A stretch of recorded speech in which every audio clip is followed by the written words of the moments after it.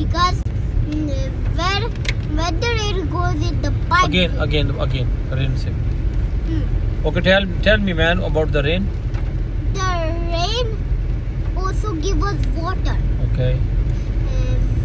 The rain first goes inside of the pipes because there's some circles which connects the pipes together, and they're tiny holes inside of it. And then the raindrops goes inside, and when we fill it up, it goes up, and all the bacteria and germs inside of the raindrops will be cleaned off, and then we can drink water. Oh, okay. And rain can also clean our cars. Okay, and rain can two things are with rain. okay. Which one? Which one? Uh-huh.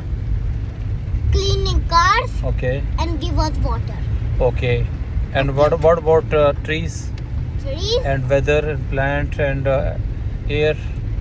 What's the effect of the rain on the trees and on our air Daddy, and our weather? and the air of the rain give us more health. More health, okay. And when the rain goes inside of the leaf in the trees, the trees grow. Oh, it's really great. You defined it in a very good way. So we are always thankful to Almighty Allah who has given you to us. Thank you very much.